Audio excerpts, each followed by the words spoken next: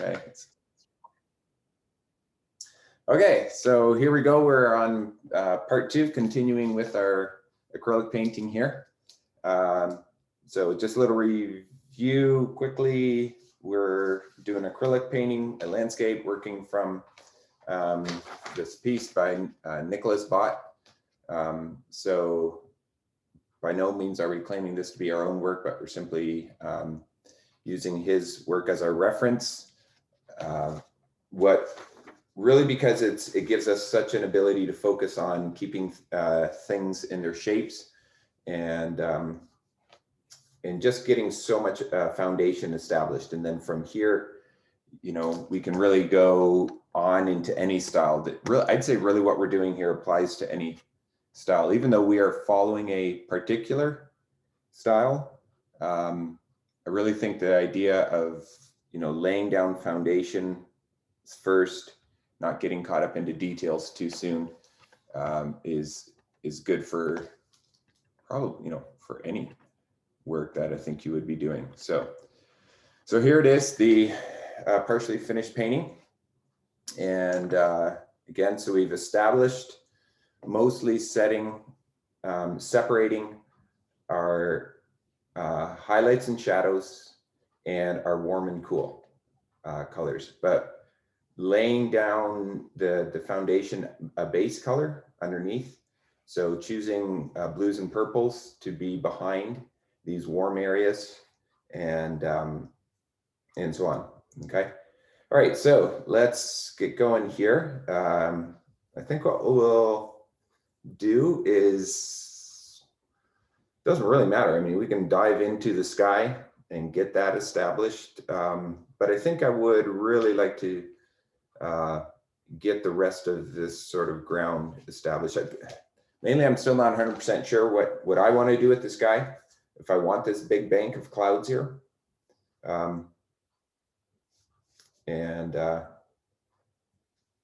So yeah, so I'm still debating about that, or if I want to just carry the blue around there. There's not that's about the only cloud in here. So, you know, we might even decide to throw our own clouds in there just for fun. But anyway, okay, so we have areas, this is all snow, but the first thing that we want to definitely notice here is that we don't just paint all snow white, okay, because of how the light is hitting on it. So we do have areas that are in the bright white. This is almost, you'd think that's pure white, but when you actually look at it compared to the white of the paper, we can see that, oh wow, even this is not a pure white, okay. I have to be honest, that may just be from the printing of it, okay? May have caused that. We can definitely see it when we go to the value reference. We can see, you know, this is definitely gray compared to the white of the paper, but that could simply be that it simply got printed darker. That usually happens. That's pretty common, that the colors don't come out as pure as they are in the actual painting itself. So, but anyways, but we do have areas of snow that are, you know, super high value, super light. And then this is sort of a step darker yet. And then this is darker yet. So, so we just want to point that out, that we can see the difference between this snowy side and this here. So what is happening here is this is an actual shadow. There has to be, there's some clouds somewhere in the sky that we're casting shadows over top of the snow here. So this is like a cloud going by, causing these to happen. Whereas this is simply means this side is leaning away from the light. The sun, the nice warm sun, is hitting this side of the mountain, but it's not hitting this side of the mountain. So so that's why this is going to be just a bit duller and a bit dull, a little bit more pale compared to this one. So do pay attention to that, to how light plays differently on that, okay? But I think we're going to go ahead and dive in. We're going to use a lot of white. You're definitely going to want to start with white and add your blues to your whites here. And just a hint, if you don't want this to turn out too bright blue, like I said, it's a bit dull, a bit pale. It's not a bright light blue. So you can probably get away with it if you like it bright. You can probably get away with it. And don't forget, it'll be nice to layer it. So if anything, we want to put maybe just a little bit darker. We can always, you know, put some lighter on top of it. So don't get too hung up if you don't get the color right exactly. So many students get so bogged down into spending so much time trying to get that color perfect. You can always lay it in and be wonderful if you end up putting another layer over top. Okay. That's the beauty of acrylic is you don't have to erase, but you don't need to worry about mistakes. You just simply put another layer on top of it. And acrylic dries so fast that it's wonderful for that. So, okay, so here we go. Let's get our white paint onto our palette here. Okay, so I'm just still using my same palette before. Everything got all dried up on me. I have some old chunky paint here. I'll just save space in my palette. I'll just put it right on top of the old. And that.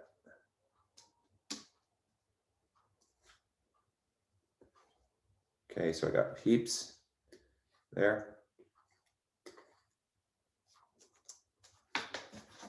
Then the blue. I am going to switch to a different blue. I think I could get away still with the phthalo blue. But I just really like this warm. So cerulean. Cerulean's pretty similar anyway to the phthalo. If you take phthalo and mix white, if you have the green shade, it's going to be fairly similar to cerulean blue. But I'm going to go ahead and use this because I'm thinking I might end up pulling this into the sky as well eventually. Okay, we're not going to need much. I can always add more. Anyway, especially if you're working with tubes and you're trying to save money. Don't throw too much down too quick. There's often just such a hint of warmth, especially if you want to get a little bit of warmth in your snow. It might be worth, and I'm actually going to do it. I'm not going to put down pure white. I'm going to put down a subtle lavender. So I'm actually going to bring in a little bit of a magenta into this. I'm going to put like a sort of lavender color in here behind it because I really want to be able to keep that warmth. Okay, and this red, if I have this red and this dark color showing through, speckling through, that might be a bit too much contrast. I don't want that happening. Like here, we've got all these little speckles of red happening through here, and it's setting off the green wonderfully. But I'm just feeling it's going to be a bit much for the snow here. So I just changed my mind to not just diving in with this white and blue, but I'm going to bring in a little bit of magenta here. Just a hint, not much.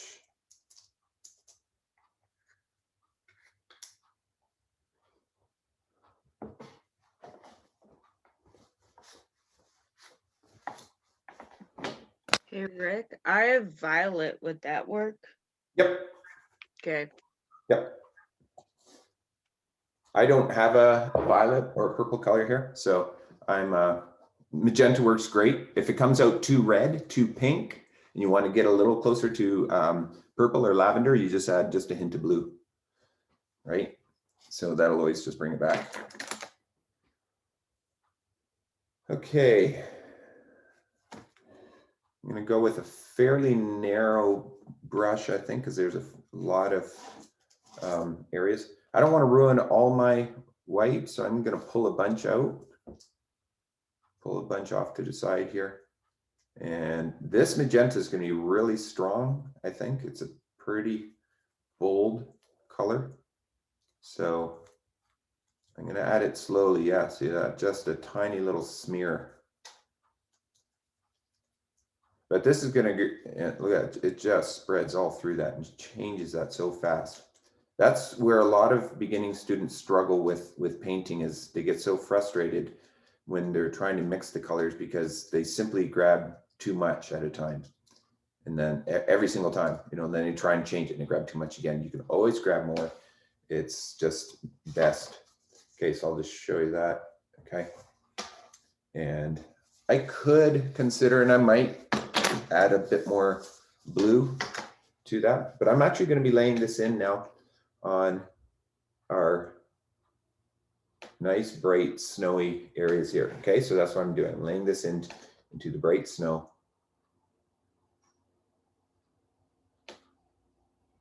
And I want to keep my shapes. So I'm going to try and I'm going to use brush strokes that really try to follow the form of the mountain. And there's going to be a little bit of the red showing through, but that's not a problem. I don't worry about that. And if we look at between our shadows and our snow, to keep that smooth softness, that's just a shadow, even a shadow moving, we don't want to nail that shadow down by having a dark outline. Okay, like a dark outline just kind of really sets things in place. Okay, but I want to feel more that these shadows are not set in place. Okay, as opposed to the mountains that are so set in place. So I'm going to avoid that dark outline here, which means I don't really want it to show up between my shadows. So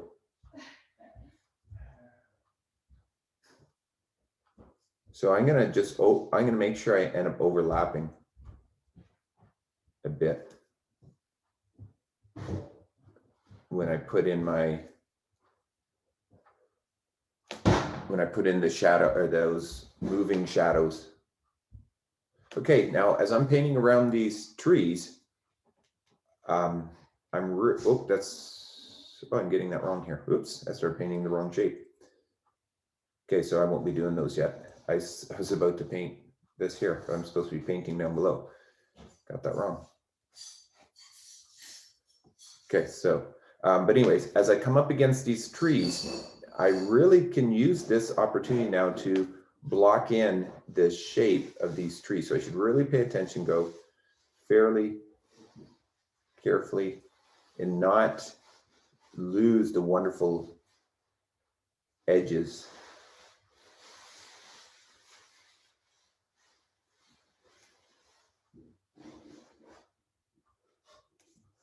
So I really kind of be careful as I go what lumpy paint I've got here. I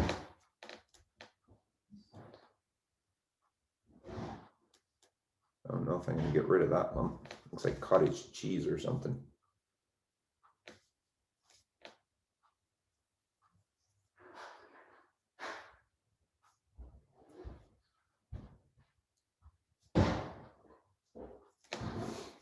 Okay, so this is all that blue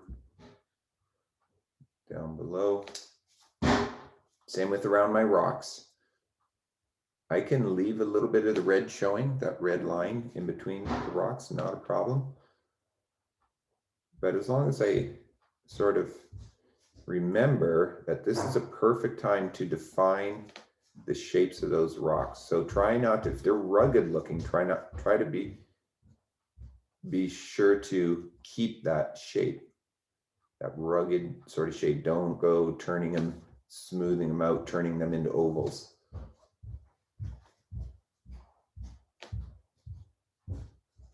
That's really often a struggle with students who naturally paint very loose and fast, is when they're first learning, they'll paint loose and fast, but they sort of feel that it's wrong to slow down ever. But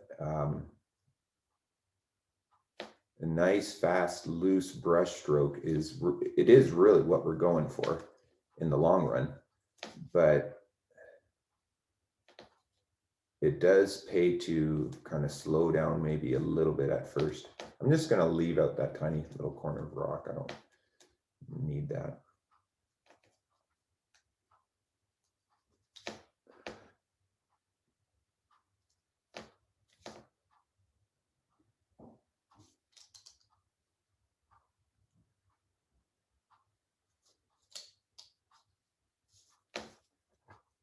So remember, this is not the final layer of the snow.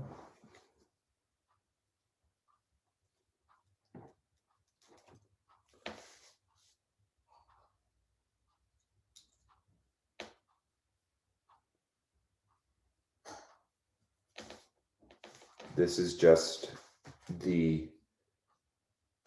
just a base layer that I can go over top and let some of this warm show through.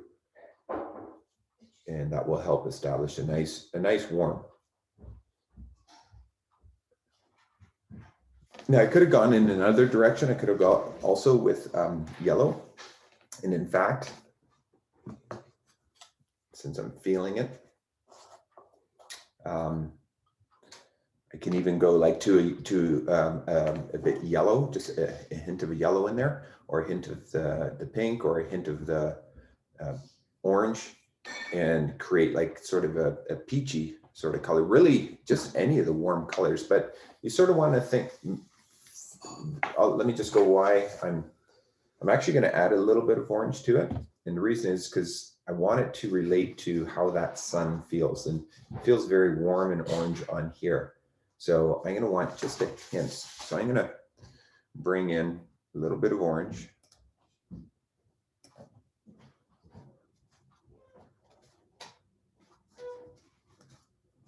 I do need to be careful with this orange that it doesn't mix with my blue, because then it's going to go brown on me. So do be aware of that, because I've got my blue there. And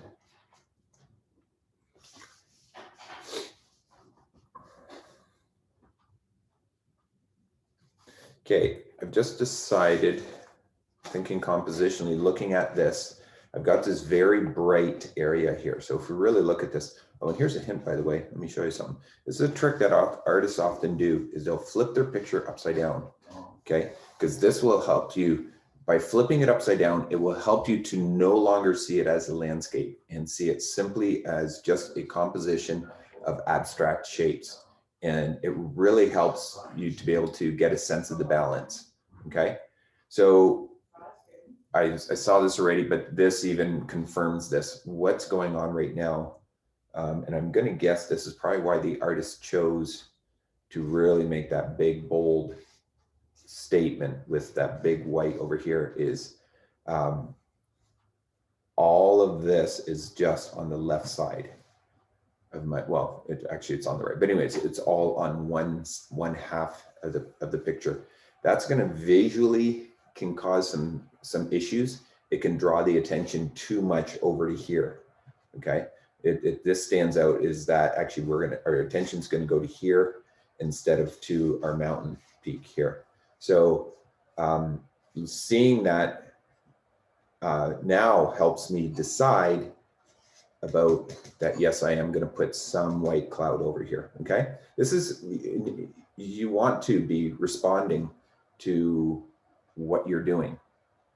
Every brush stroke you put down, you're responding to that. That helps guide you. So you don't have to have all your decisions made beforehand. It's nice to have a plan, something to start with, but you certainly want to work with what's happening. I'm going to just keep upside down here, as a matter of fact. I don't, there's a joy of working from a photo. And I couldn't do this if I was sitting out somewhere. I can't flip the scene in front of me upside down, but since I can do it here, I'm going to take advantage of it. So, and this will just help establish in my head. This is just a bunch of shapes. Helps me stay in the realm of composition and not worried so much. Okay, so here we go. I'm about to define the shape of this tree. So I want to go in with a bit of a globby, dabby stroke at the edge there, so I don't lose that. I don't want it to go all smooth right now. I want to keep that nice and skinny. Okay, I'm probably going to change my shape, I think, to not just be one solid straight, like he has just one, it's not straight, but it just keeps going in one direction. I'm going to zigzag mine a little bit more. I like the that idea that I'll have some shapes pointing at my mountain. They'll be like fingers, these sort of abstract fingers pointing at my mountain. Hey, Rick, Yeah. for the part you're painting now, was that white with a little bit of orange, or No, not yet. Oh, it's good question. No, I decided, no, I haven't added the orange yet. Thank you, I forgot to mention that. I'm still working with this lavenderish pinkish color because I want it to really relate to this, okay? So when I go in with the orange, I will go in mostly on the snow, but I'm gonna have hints of it up in here as well. But I want to, I like my colors to echo is one way of saying it. That's one word that artists often use, is echoes throughout it. A little bit more of my cottage cheese paint there. It just helps give visual balance to have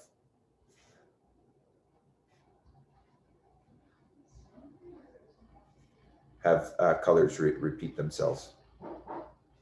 Okay, so as I'm drawing paint in these two fingers, I want to make sure that they don't end up the same size. But you can see, you know, I want it subtly pointing over here. I don't want it to be too obvious. I don't want anyone to say, hey, look, there's fingers in the sky pointing at the mountain. I don't want that to happen. I want people to not even know it's happening. Their eyes getting drawn to the mountain without having any clue. So I'm going to switch to a smaller brush. It's because I'm defining these shapes, so I don't want to completely mess that up.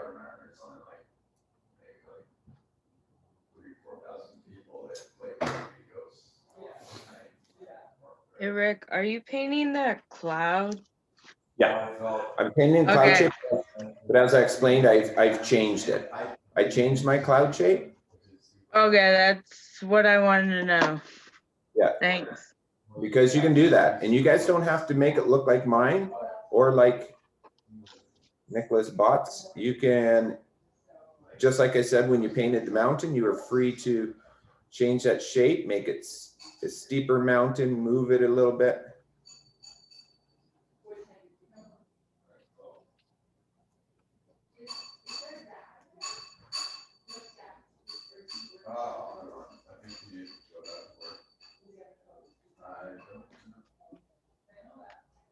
Okay, so again, I'm working with a real sort of dabbing, globbing sort of stroke because I want to, I like to kind of retain that rough edge.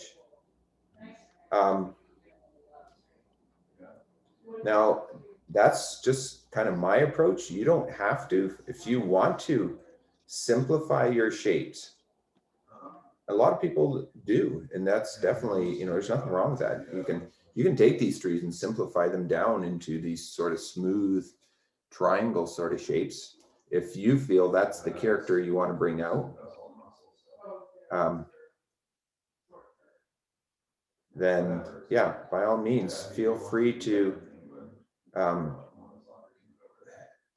do what you want with the shape, and that's good. But you just sort of, because that's also an acknowledgement that the shape matters, and that's really, however you do it, it doesn't matter. I'm going to change this. These three are like almost the same height, so I don't like that. I'm going to break this one up. There you go. I'm a little bit smaller now.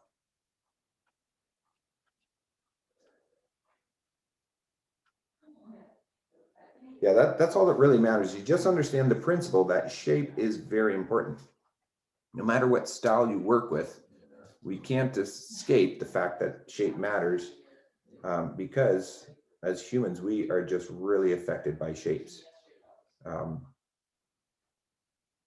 And the freedom you have is then taking that knowledge, that understanding, is to do whatever you want with shapes. Now, do I like the shape I ended up with?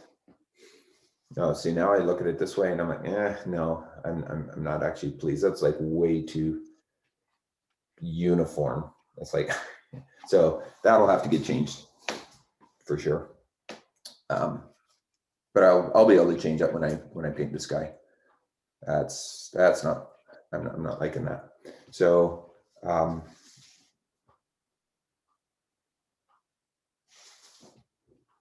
might just keep that one there. I don't know. Okay. All right, so now I think hopefully though you understand the idea of having some more visual balance. We've got this, this light, bright, balancing this side of the painting, okay? And we'll go in here and we'll be able to brighten it up, and I'm not gonna brighten it up yet because I need to see the rest of it. I need more happening around. I need more, I need to start getting some of this red covered up, because this is gonna look very different when I put other colors around it, okay? The red is doing something to that. So, but I did talk about bringing in a little bit of orange.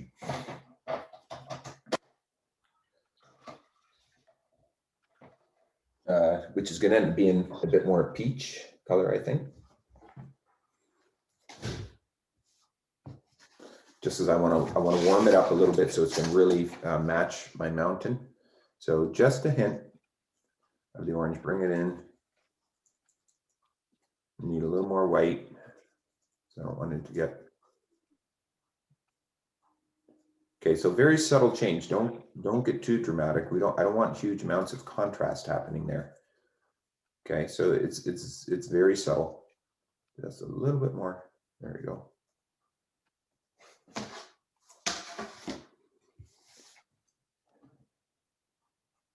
There, so the camera may not even show it, but yeah, the camera's doing a very poor job. What if I turn this off? Does that take away the glare? Mm. Okay, so you can see just a little bit. Okay, so very, very subtle. I'm gonna need this on for myself though. Okay, and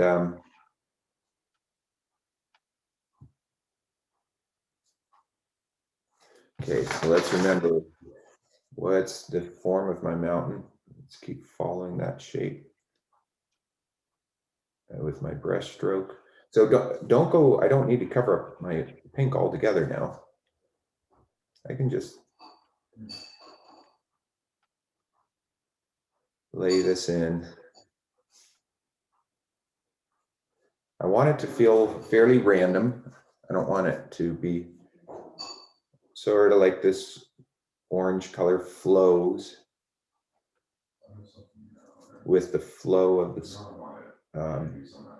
with, you know, the snow feels like it's kind of flowing into these hills and things. So let's get some of that in there. And let's get some of it in here again.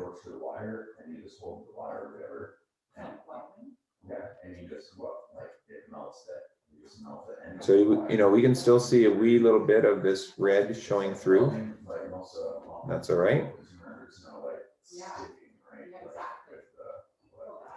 That got a bit white. My glob of, a sticky glob of white paint separated there. Okay, so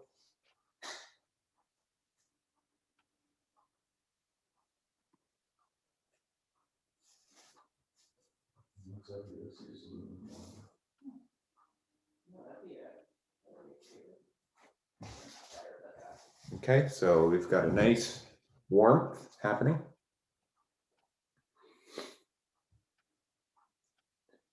And I'm gonna move on to getting these shadowed snowy sections in on the shadowed side.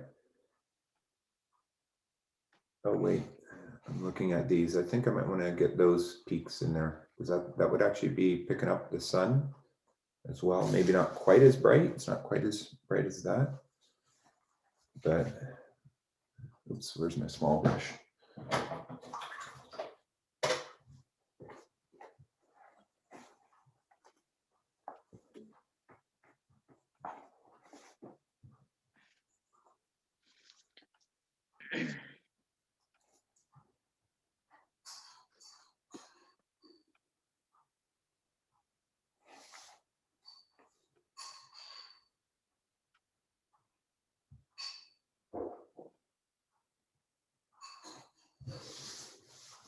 Okay, so there's got those peaks in there.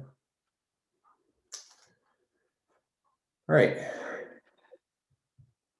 I am going to want to definitely get this paint off my brush before I bring in the blue because I don't want it to go brown on me.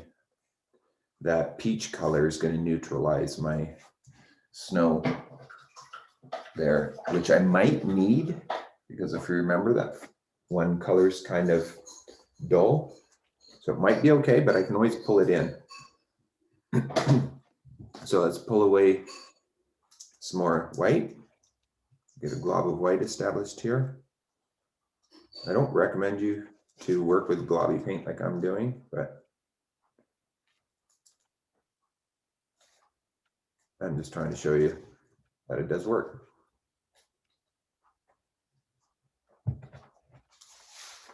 Okay, so once again, I don't know if you were watching, but I grabbed hardly any blue. I added the blue to the white. Don't add the white to the blue because you'll end up having to waste so much white. It was such a tiny amount that I added to it. Okay, and then this is a great way to compare the two. And it looks like I could definitely use some more blue for sure. I can go darker.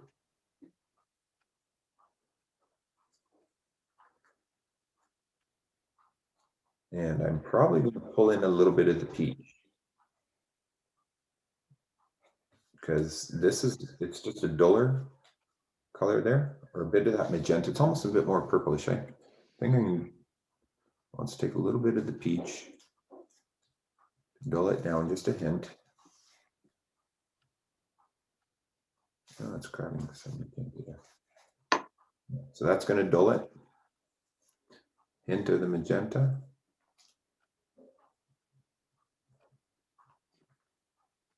That's going to cool it down a little bit more, I think. Just sort of feels like that's what's happening. Magenta should actually warm it though, I think. There we go. There, now I'm getting closer to what I want.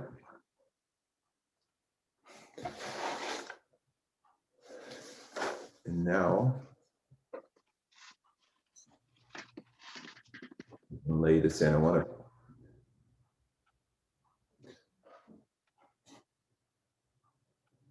just debating. I think I want to go darker yet. I can always lighten it, but I prefer to go too dark and then lighten it as I go. Oops, kind of went over my shape there. I think I like this better. You can see the new stroke. It's very subtle, but it's different. Almost ruined my shape there. All right, let's lay in some of the big areas here, but I am gonna need to switch to a different brush. This brush is way too big. Although it does, yeah, no, that's too big. Sometimes using a bit of a bigger brush though will help prevent fussing. Not getting too caught up in all the fussiness, but I also don't want to ruin my shape. So I am going to switch to my small brush. Just grab a different small brush here.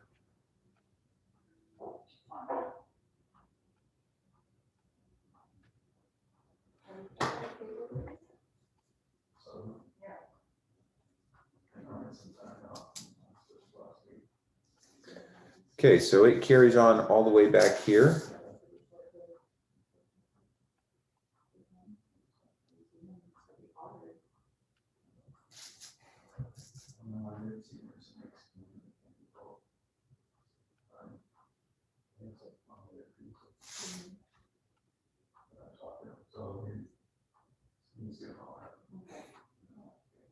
Here, I just need to do something a second here. Give me a second.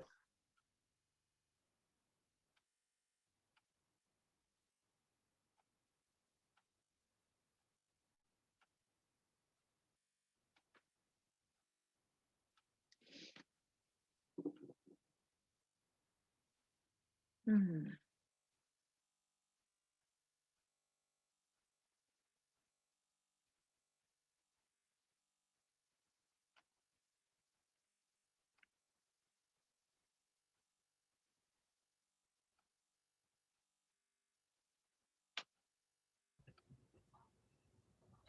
All right, let me continue on here. Okay, so once again, I really want to pay attention because I am now establishing the shapes of these trees.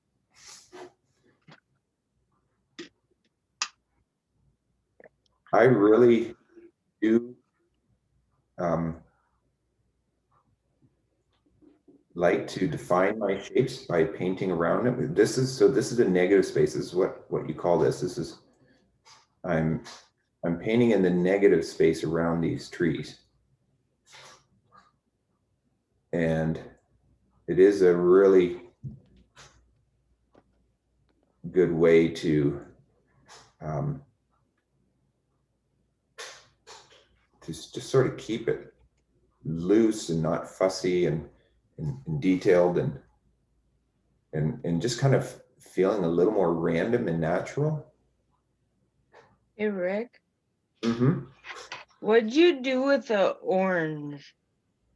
I added just a hint of it in there before, and I painted it in here. It was so small, such a light amount, you can hardly notice, but this has now gone more peach. This used to be more pink, and I added the orange to make it feel more peach. The reason being because my mountains and this hillside feel very warm orange, okay? Even the grass has orange in there as well. It's not just this green is not just blue and yellow. There's definitely some orange color in there as well, okay? So there's just so much warmth from the lighting that I want that to be reflecting in my snow as well. So that's why I brought a bit of that into there. Okay, and you mixed it in with purple and white Yes. or whatever. Yes. Yeah. Okay, thanks. Yep. But yeah, and so now it's even a little bit in here too, in this color that I'm doing right now, even though this color is more of a kind of dull blue.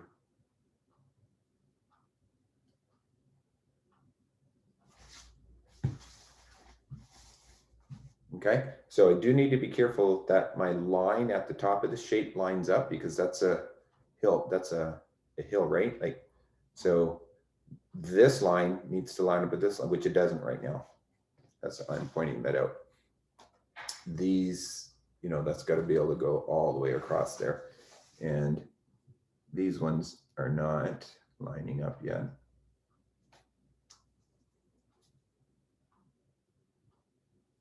With that. So I had to just make sure that was happening.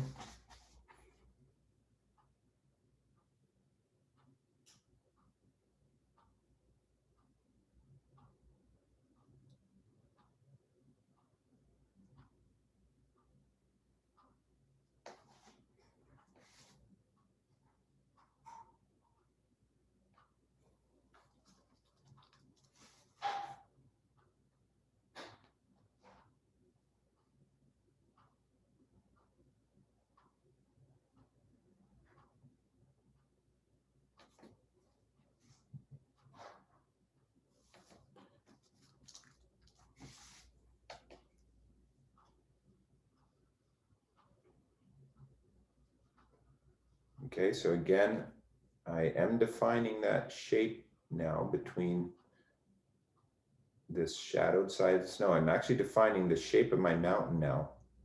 So what I do with this really matters because that tells us what is happening with that mountain.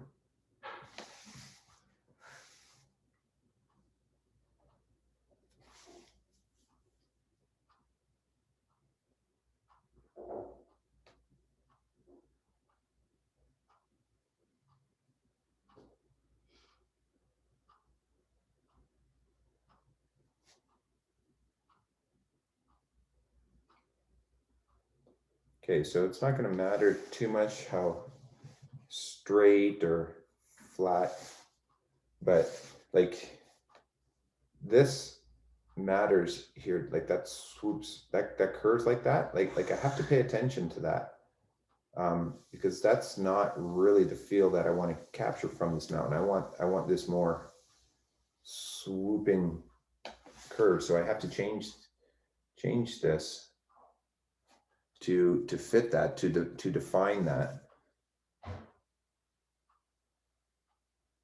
There we go. I want to try and do that with one shape.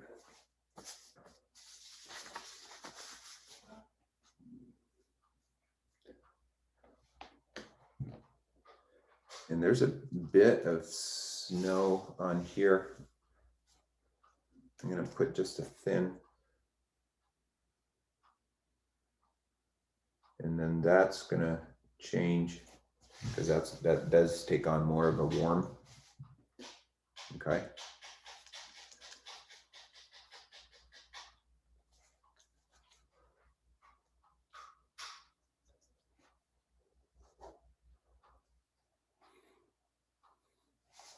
And I'm going to go ahead and just continue on with these darker ones right now. This, to me, this is just a really good way of keeping unity.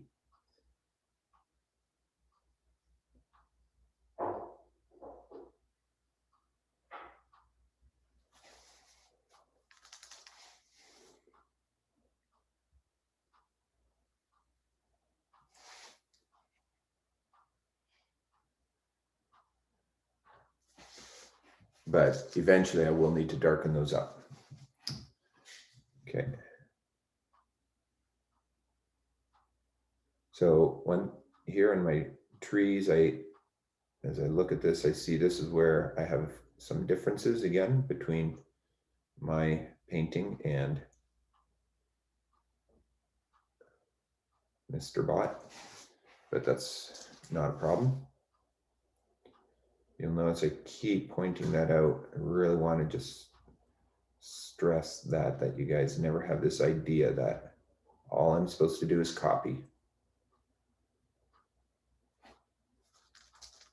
Reference photos are great, but not just for mere copying. It's a good way to start trying to copy. I mean, boy, you learn a lot that way, but not to the point where you need to get hung up on it.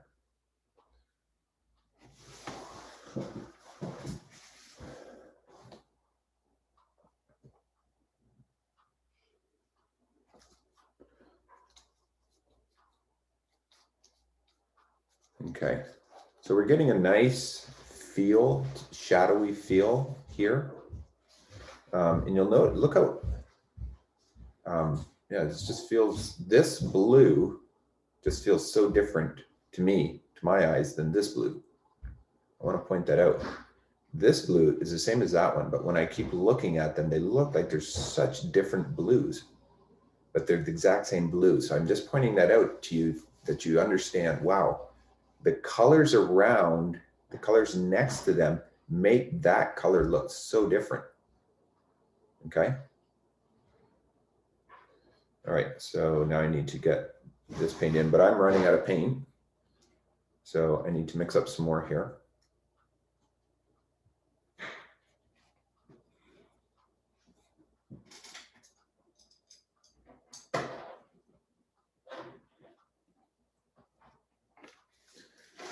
bring this back in so you can see. Okay, so here it goes. So I'm going to pull in, once again, start with white. Get my white. And I mix it right into the same.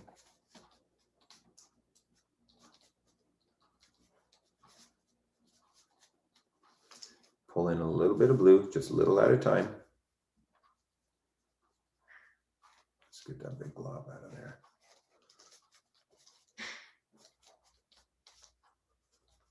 And one of the reasons why I put these other loose strokes down there is I can go in and say, oh, see right away that tells me it's too light. Okay, because it's really hard to tell, at least for me it is. It's hard for me to know from my palette how similar that is just by looking back and forth. I have a hard time seeing it. So that's why I put a bunch of strokes down there before. So yep, I'm getting there. Adding a little more, a little more. There we go. I think I'm there. Now do remember that acrylic color always changes. I mean, most paints do, is going to change a bit as it dries, okay? So what you paint down is not going to be exactly how it ends up. That's another reason why layering is so good, because then rather than trying to get it with in a one-shot deal, because it does change on you, okay? All right, I'm going to pull in a little more magenta again into that. Not too much. Hope I didn't get too much. I think that's okay. Yep. All right, so I think I'm good. All right, here goes. I've got a big area, so I can work with a nice big brush. I do like to work with bigger brushes if I can. Helps force me to just kind of loosen, stay loose. Oh, wow. Really kind of went over my, oops, got carried away there and started, my one stroke went over my rock. So let's just change the shape of the rock a little bit. I'll define that later better with my small brush. Okay, so once again, think about how is this sloping, and I'm going to get my brush strokes to go in that direction.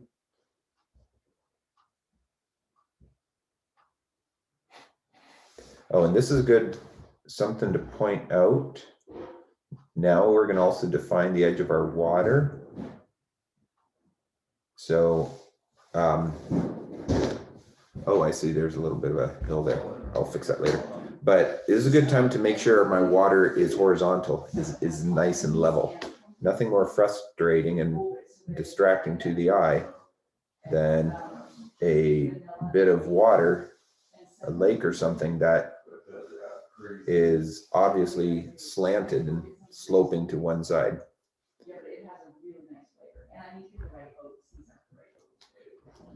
So, yeah, so if by any chance you accidentally got your lake really crooked, now's a good time to try and straighten that up.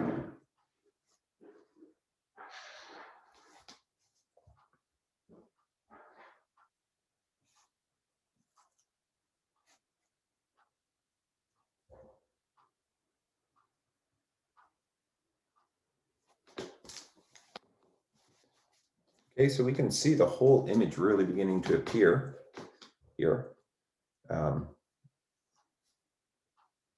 Just by blocking in these big shapes now. But I just again want to point out it's yeah, it's feeling very flat right now, and we'll fix that when we layer other colors on top. Okay, so going with my smaller brush so I can define this without ruining my rocks and my trees.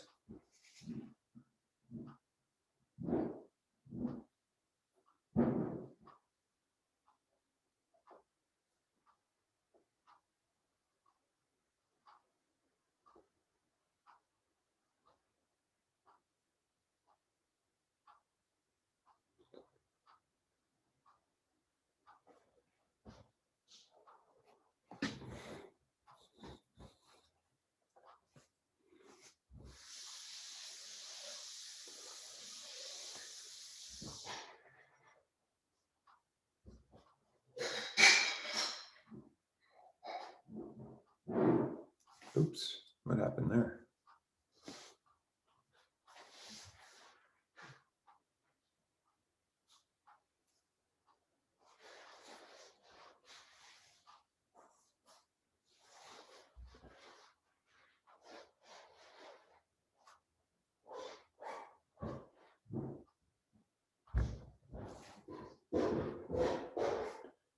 Okay, so getting these rocks defined, the snow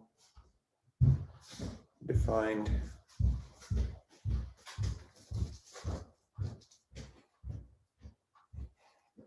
Or the shadow, shadow defined between the snow.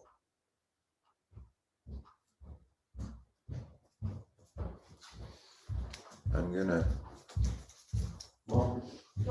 I think I'll need to do some petition too.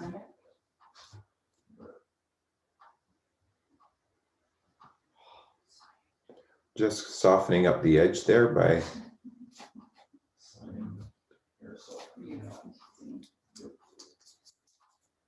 Got that need, oops. I'm doing something I don't want. I'm not liking how that worked there.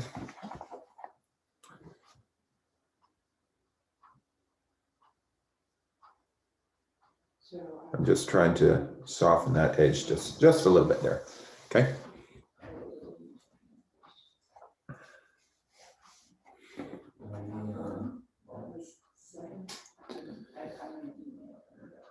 Okay.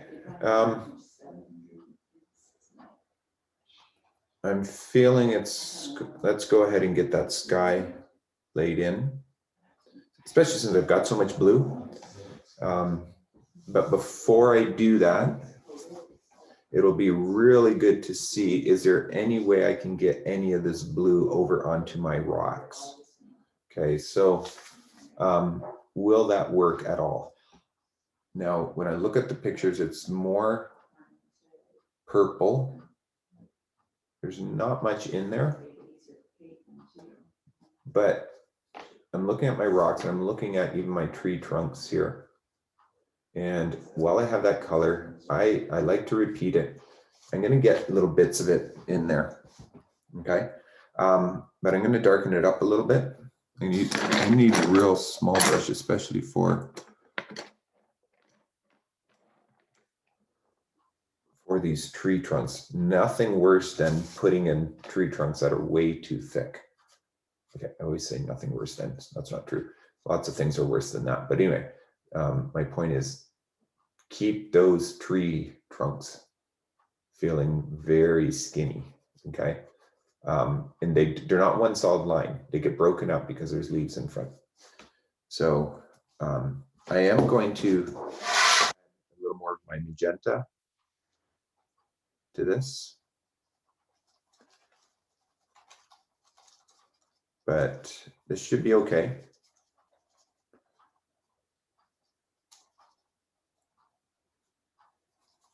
I think it'll still relate enough. It's close enough. Okay. Okay, so I'm going to start with my rocks first.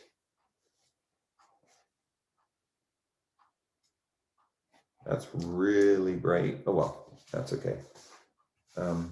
Just because I have it. So I can always go over it.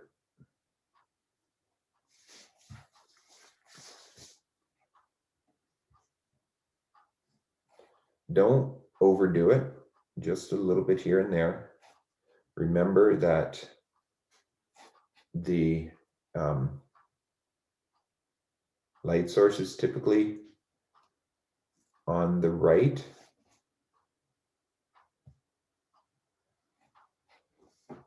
Of our painting, so I'm only painting the right side.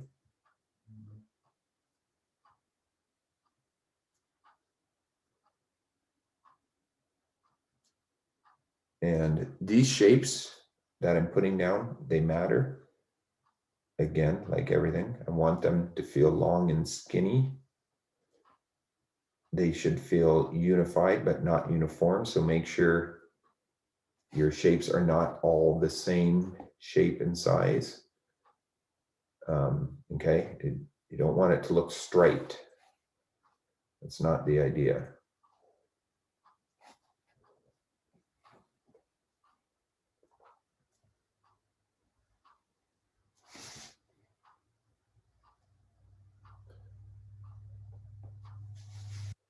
And I think most of this is going to get covered up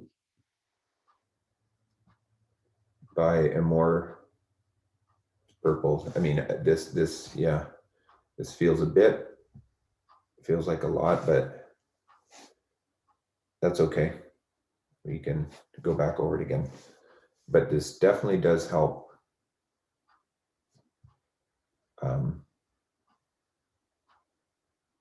It helps that repetition, that color appearing again in other parts.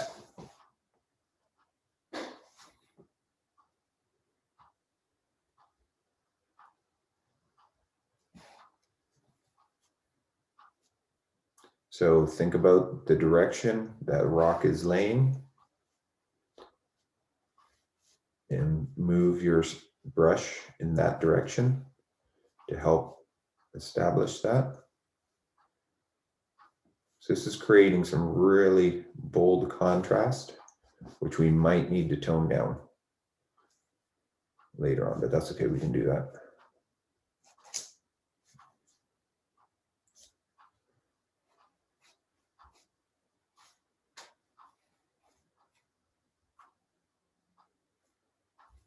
So again, just keep it varied. Don't repeat the same thing exactly every time.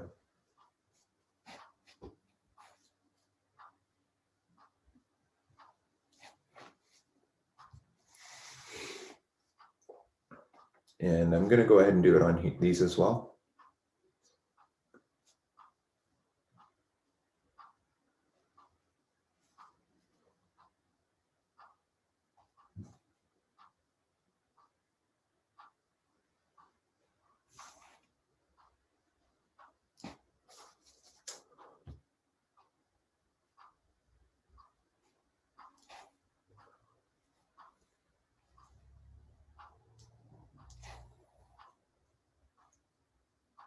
And these rocks will also warm up more later on. And I'm also going to go ahead and get some even in here, because this really is going to lighten up. But that's too much. So I'm going to bring in a little bit more orange into this color. I think now is a good time to do that.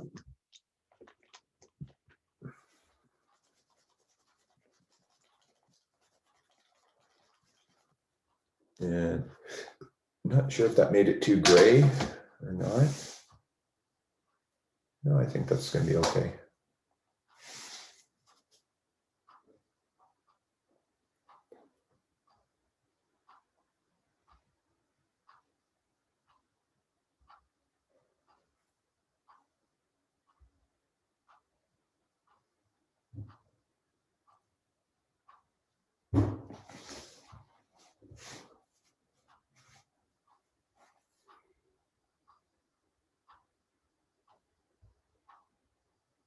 And let's get this one back behind here. Again, this is not the final color, but we're moving towards that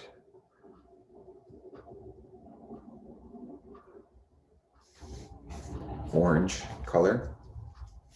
So we can really see what's happened here, though, is we have really gotten this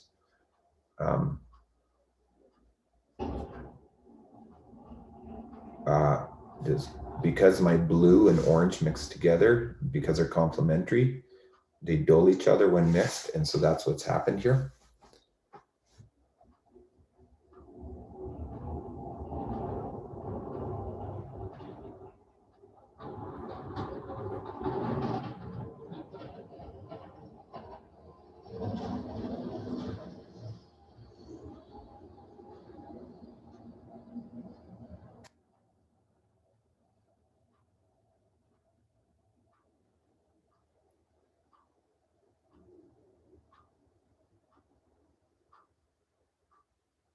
Don't want this to feel too stripey, but you'll notice, do notice I'm not covering up the color underneath, okay?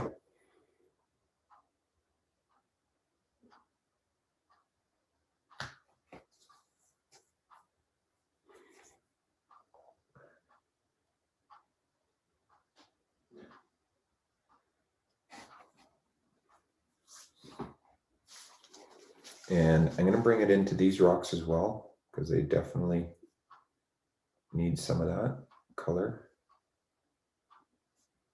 So again, just putting in a few strokes here and there. Following that same direction, let that blue, let the colors underneath show. I know I said I was going to paint the sky, but we're doing this right now instead.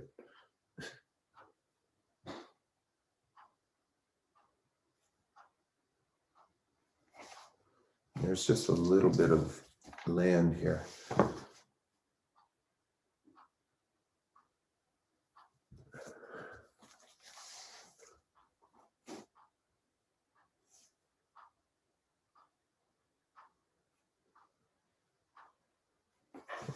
We'll define that more later.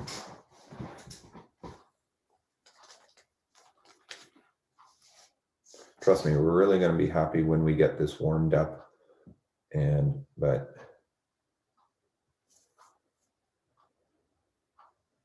we don't want to get there too soon. I'm going to bring this back into here.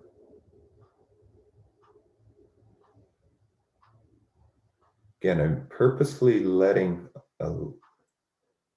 some of that purple show, but I'm going to warm this up a little bit more back there.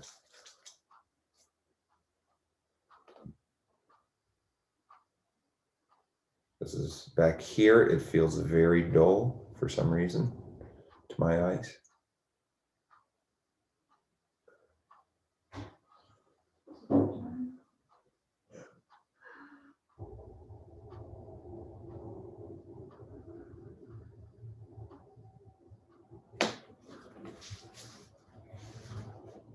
Something see this.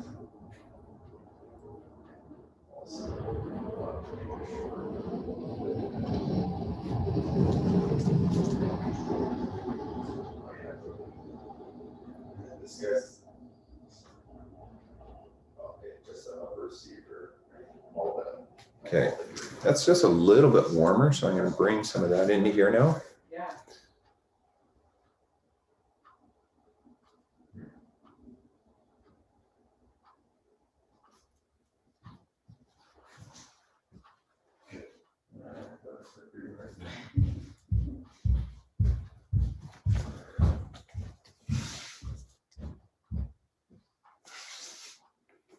Nice big stroke of warm.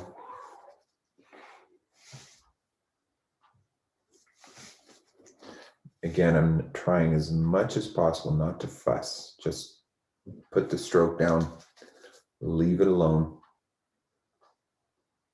I'm not blending everything together.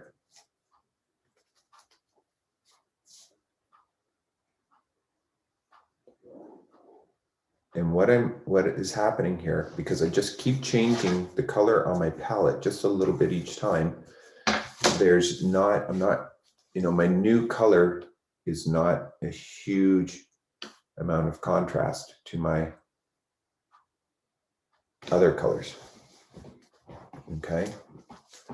Okay, there's a bit of warmth. There's less warmth of this color here, but actually it is bits of it in the grass here. So I'm just going to put a few strokes of this color. I'm going to bring this color into the grass, into that warm grass area, and warm it up even a little more. No, plus I'm running out of paint, so I need more paint, and it makes sense that I would want to warm it up. Red, Yep. when you say warm it up, are you adding some of the orange or peach to it? Yeah. Yep. Yep, I'm adding just a bit of that orange to this so you can see this. So you can see how much this has changed, right? We were once at this point, and I keep adding up, and so I'm warming up as I go. Slowly, slowly, each time adding just a little bit more of that orange. And you'll see it's definitely going into this dull brownish color because again, the two are complementary. And earlier I wanted to avoid that, but now, now it's okay. Okay, so this, when I look at this color compared to this, okay, let me just explain a few things, how I make my decisions. I don't just look for these colors here.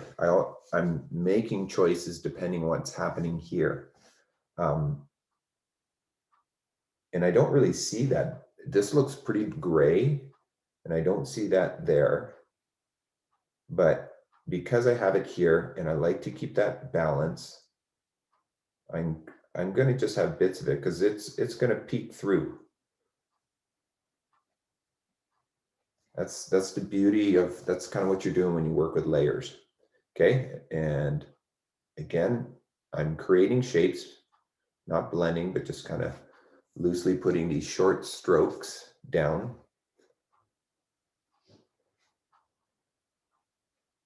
And I'm going down on the sloping angle. So I want to keep that sort of sloping feel. I can warm this up just a hint.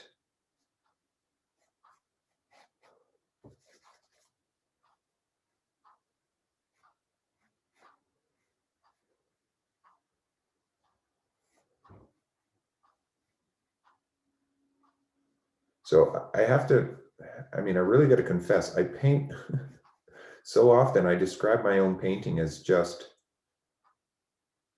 putting down a whole series of mistakes on a page, colorful mistakes on a page, or on a canvas. Because honestly, that's the only way I can learn. And I just keep affirming in myself to, it's okay, just keep going. Because so much of what I do just feels like a mistake. It just looks like that's just doesn't look right. But I know that I can go over it. This is one of the reasons why I do enjoy acrylic. And I think it's great to learn with acrylic over oil because it's just so much more forgiving. Oil so quickly, because it doesn't dry, things gum up together and they mix together and it changes the color. And yeah. But like, so what I mean, again, let me sort of explain what I mean, like when I say I'm putting mistakes, as I'm putting this down, I'm still glancing back to this. It's not like I'm ignoring this, but I'm looking at everything and I look at this, I'm like, this is very dull gray. It needs to have more of this kind of magenta. I see more magenta colors here and I'm going to want to get that, but I don't worry about it because I can do that yet. Not a problem. And I like just more colors down in one area. Just, that's all I can say. It just is going to make it that much more vibrant. Okay. All right. I think we've really, I really have gotten this, my values are getting much closer now. I'm working towards this and I like what's going on there. Oh, I just noticed I need a bit of reflection here. So I'm going to use still a horizontal stroke.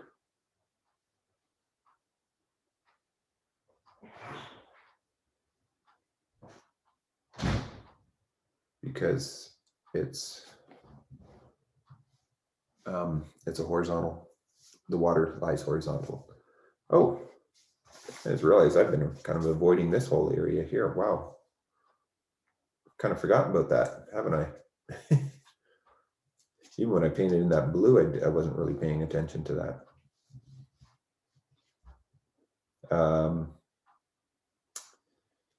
Yeah, because I do like that coming down. I don't like that going straight, but let's get something down there right now since I've seen it. So why not get this same color in there so I don't forget it again.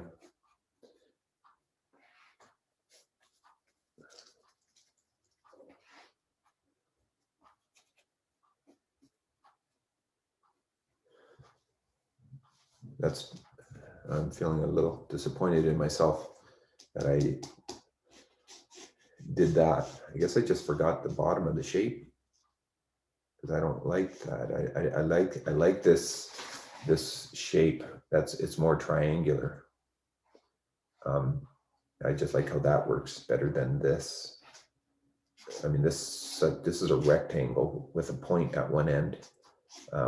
But I like this triangle. It just, to me, that feels more unified with what's going on. It keeps directing everything up here. It also does feel like flowing down that mountainside. So that's why I don't like this big horizontal shape.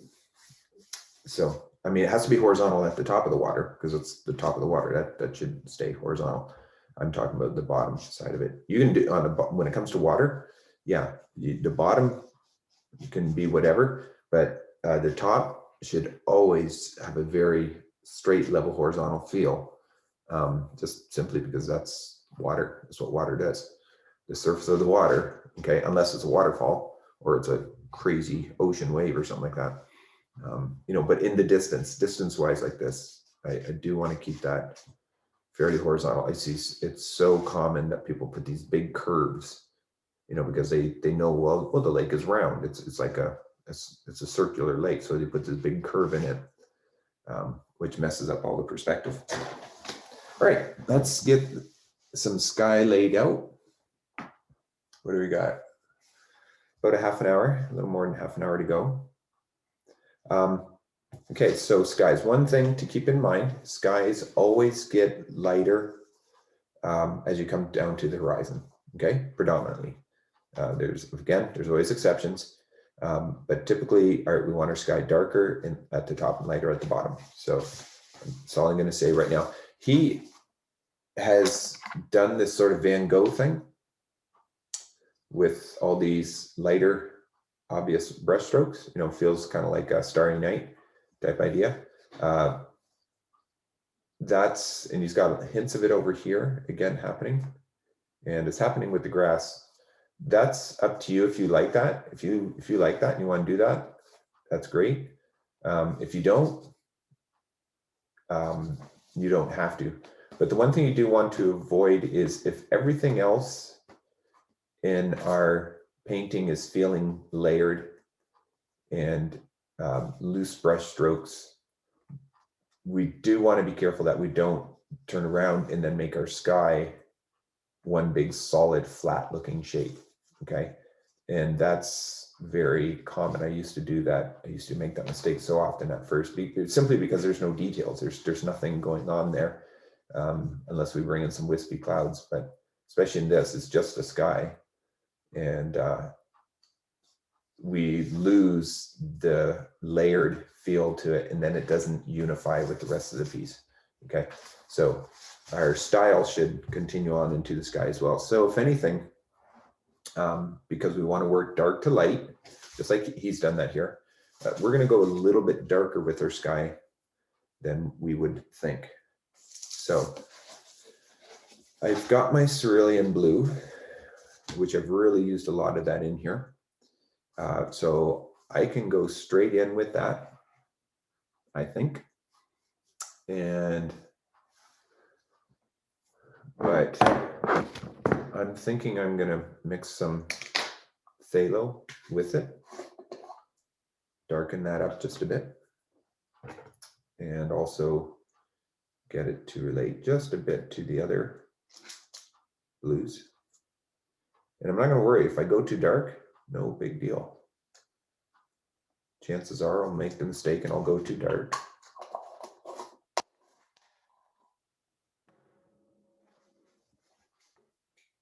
And then we'll just paint some more light strokes over it. All right, so nice big area, nice big brush.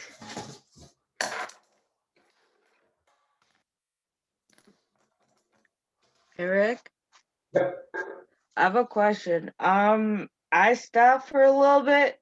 I'm Okay. behind, but can I work on the sky with you? Sure. Okay. So, oh yeah, completely. All right. Yep. Yeah. There's no like rule that you have to, paint this before that. So no, that'd be totally fine, Katie. Okay. All right. So I've got my nice big brush, a filbert, and I've got my blues. I'm just going to start just by taking those two colors and just mixing them right together, see what I get. I'm going to need a fair amount of paint anyway to get all of that laid in. So I'm not going to worry if I get it wrong. And if I want to err on one side, I want to err on going too dark. Oops, I should be putting this underneath, okay?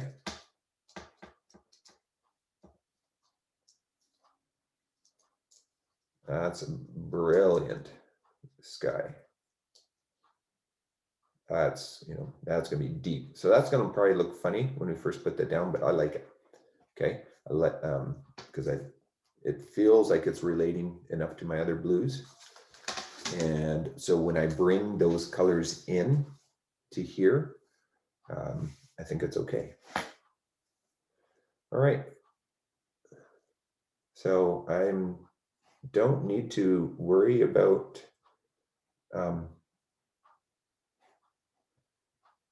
covering that red completely, but be careful around this mountain because again, you're really defining it now.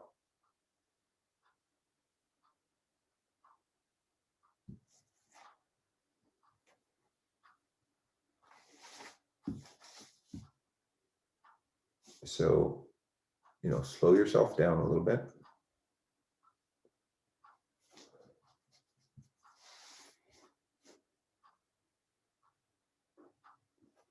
And now I'm going to have to really kind of define the cloud shape, which I didn't like there before.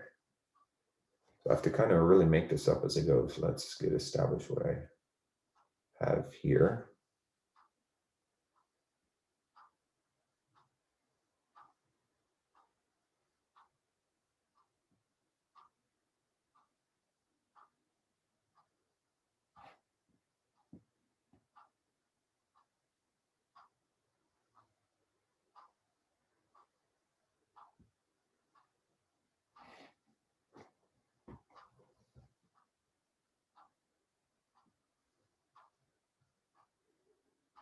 Yeah, so I'm making it just not quite so obvious.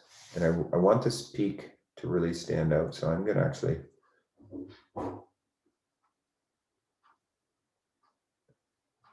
come down into that.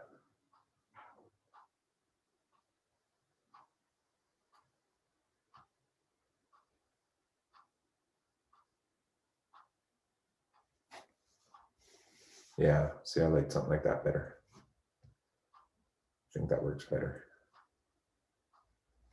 Okay.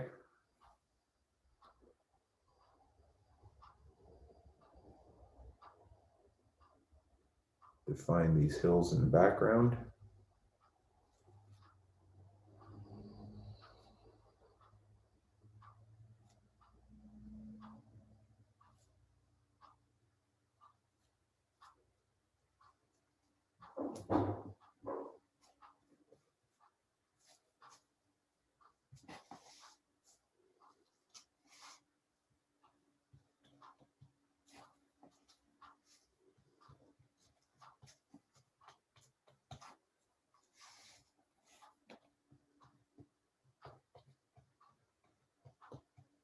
Now I like this deep blue because I know whenever I see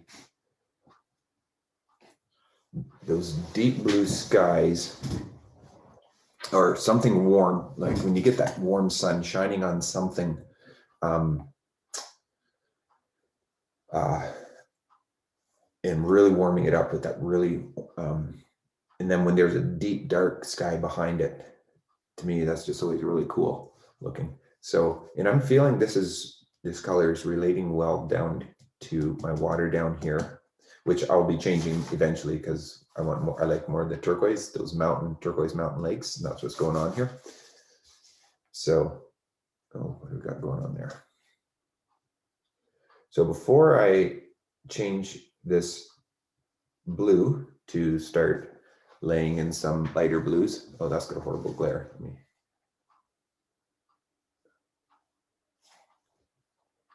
Anyway, hopefully you can see that. I want to get this shape change. So remember I talked about that down here.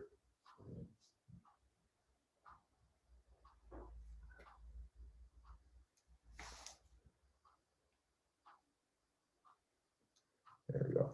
Okay, and I'm actually going to just paint over the whole thing, not cover it up completely. No, I want to get it slope even more.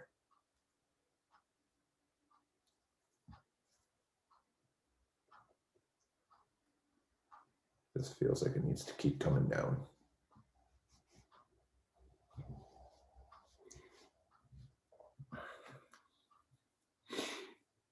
So,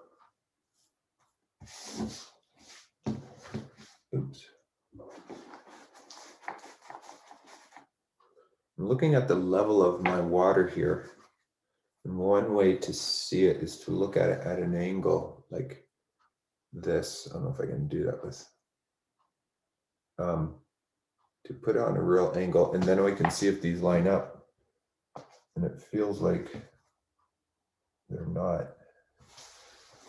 It comes just a bit low here. I took a bit far with the snow. There you go. I think that's a little better. Okay.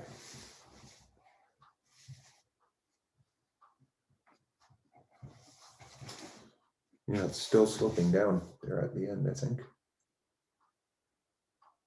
Ever so slightly. Okay, that feels better. I don't want to fuss with it.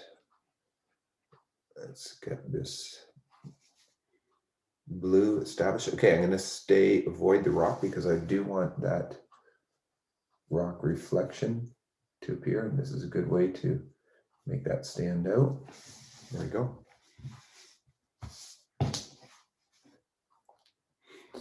All right. I'm going to switch to a different brush here in a minute.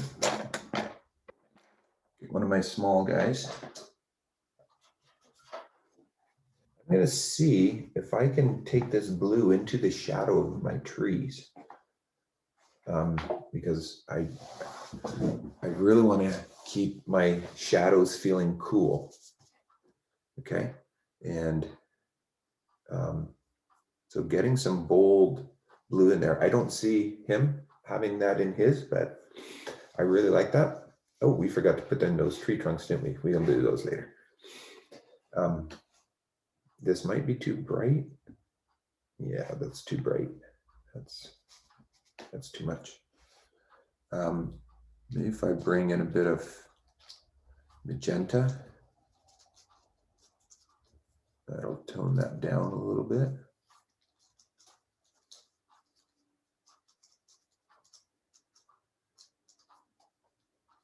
How does that work? Is that okay? I think that'll be okay. All right, so I'm going to put just a few hints of this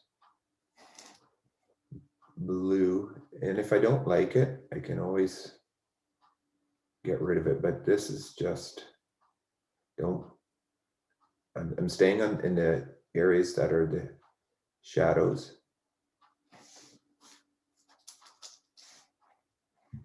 And that'll help keep my shadows feeling cool. Don't cover up the green though. We don't want it to appear like green trees. Or sorry, we don't want it to appear like blue trees.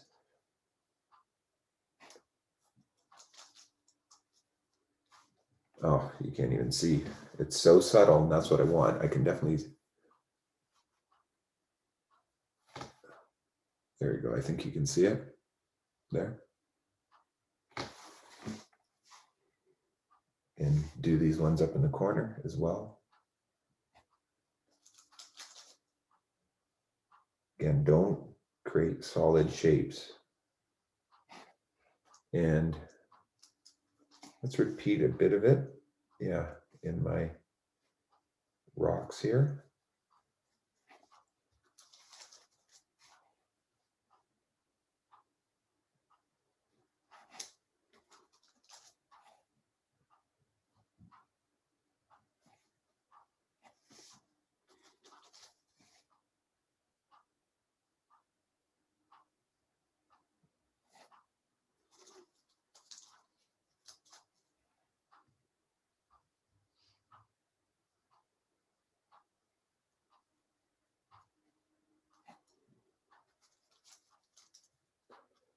So just little bits of it here and there.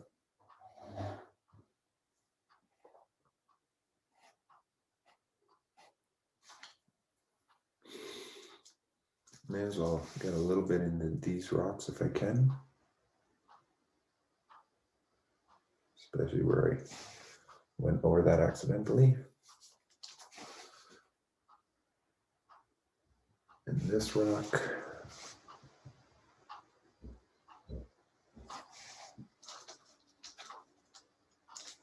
So what we're doing here is actually is what I always, when I talk about painting by color, not object. Whatever color I'm using in that moment, I find every place that I can that has that color, or could, where I think that color might work.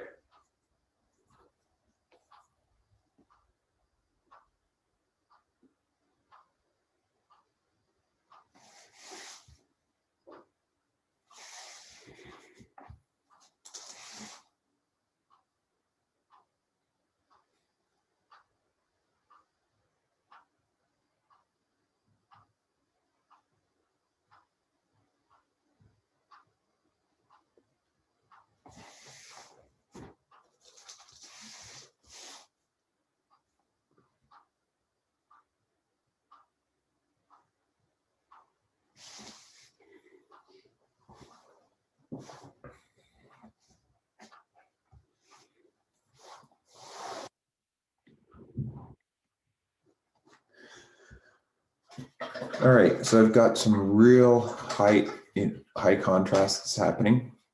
I like that.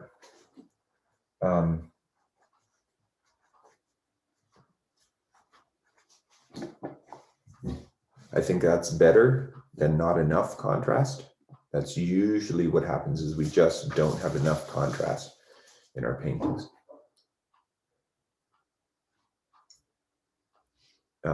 And then it's kind of hard to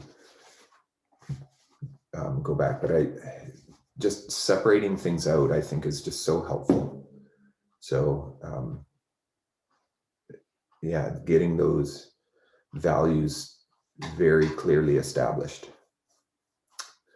And then, you know, these won't be so dark when I get the highlights in there. Same with this. So my darks simply in the end aren't going to be so dark, which is going to lessen the contrast, but it will still keep it well established, I think. So, all right, sky. Let's now get some lighter values up in our sky, especially near the bottom. So I'm going to grab my big filbert again. Now that I think I have, you know, done everything I possibly could with this first blue that I got. I got that around here and there. Now I still have a bunch left, so I can pull in some more white into that.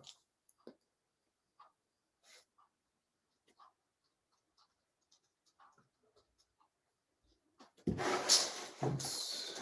Okay, so that's all I'm doing, is grabbing some of that white, pulling it in here. I might have gone a bit far there. Hopefully that's not, that might be a bit much, a bit too contrasted, but that's okay, I think.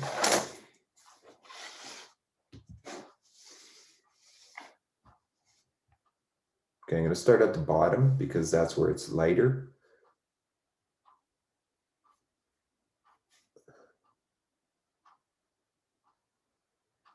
And I'm going to stay back and leave just a bit of that dark line to really, I like that, where that kind of really establishes these mountains as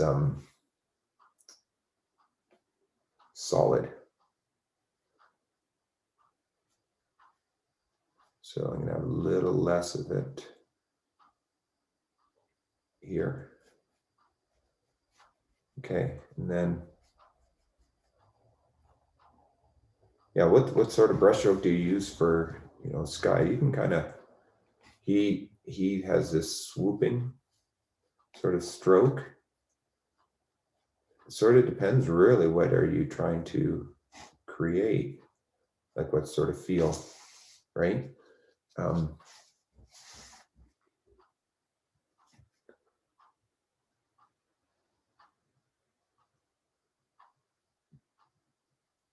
If you're trying to create a soft, peaceful feel, or oh, that there's a big chunk of blue that wasn't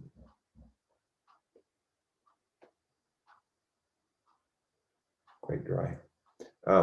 Yeah, so if you're creating a soft, peaceful feel, or if you're creating something vibrant, something energetic, you're going to use a different sort of brush stroke in your sky.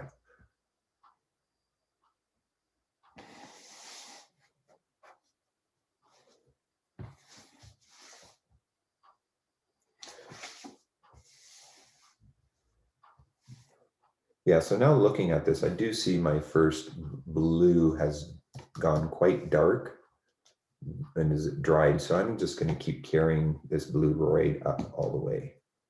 I'll let a little more of that deep blue show through at the top than I did at the bottom.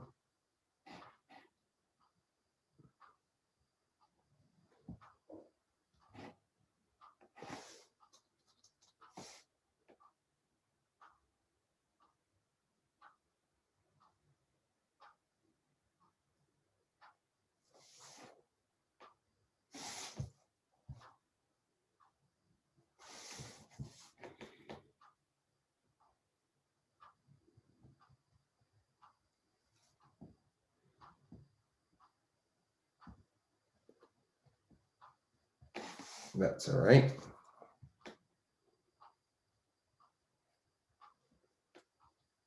And then I will even lighten up the bottom of this yet. You know, down here is going to get even lighter yet. Eventually. That's a real rich blue sky.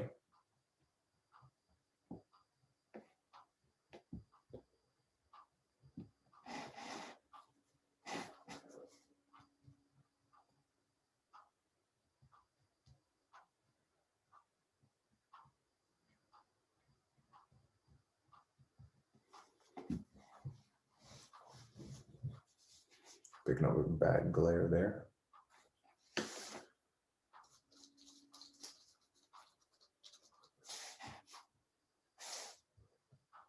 A little too much contrast showing, so a little too much of the dark color, dark blue showing through still. A little less than that.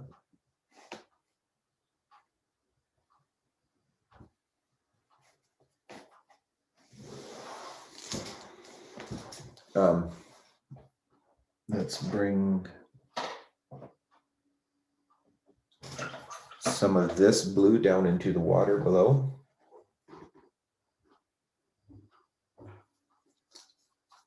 Before I run out of it. Let's get a few.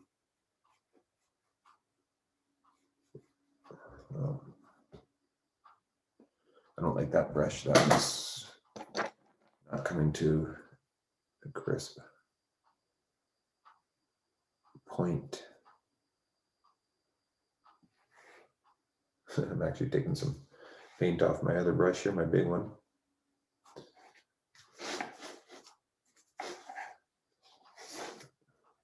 Okay, so again, using the same blue that I just put up in my sky. And I'm going to try and, so I don't know if I can show you this, but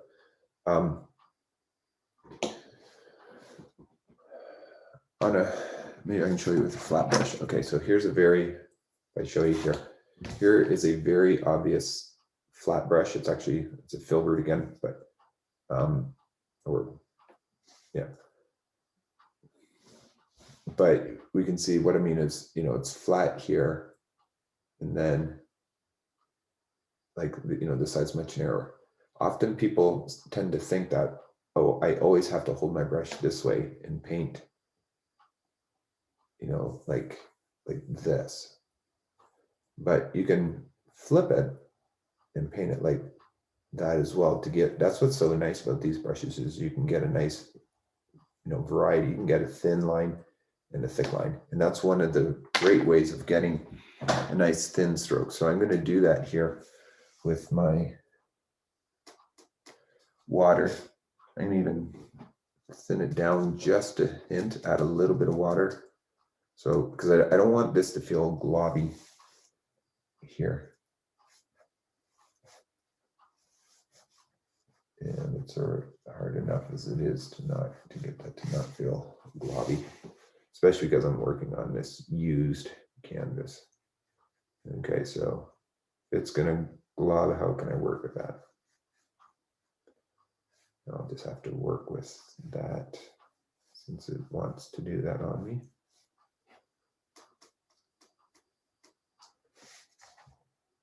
So I just need to keep these strokes varied, don't make it look striped or polka dotted.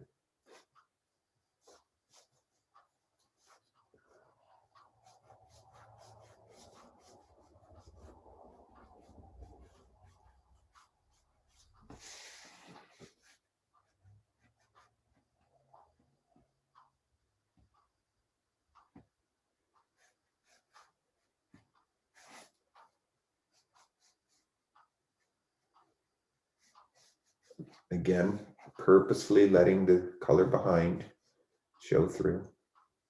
Bigger strokes in the foreground because that helps with perspective.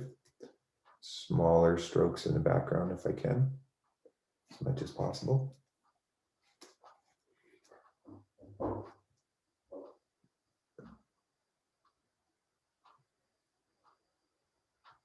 I've got a little reflection on this rock that I'm trying to get to happen.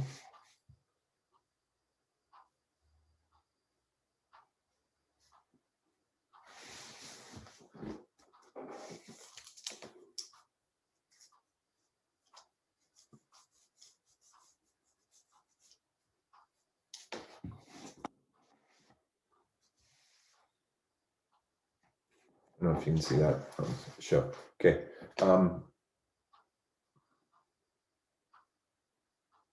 Come on, there we go. Okay. So I'm staying away from the shape that I imagine is the reflection. I got my shape a bit too big though. So I can make that a bit smaller. But by, yeah, just staying away from that area with these lighter strokes, it will help.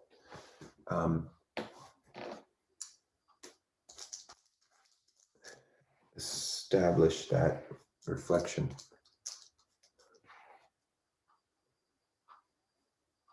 How are we doing? Okay, we are pretty much kind of at the end of our time here. Because it would be good to see yours, to see you guys, where you're at, and see if you have any questions before we finish this, before we go. All right. So again, things to point out. Contrast, very high, contrast, darks and lights, very separated and established. We've warmed this up a little bit. It's gone dull, but that's okay because we're going to get the nice brights standing out. We've let the blue stay in there, which is going to really play off of the orange that we're going to put in. Yeah, and we've been repeating colors throughout. That's another thing to keep in mind.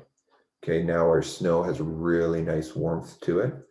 We're going to probably brighten it up yet with some more white, but that's to come. Yeah, I'm curious to see how what you guys decided to do with the cloud there on the left. But anyway,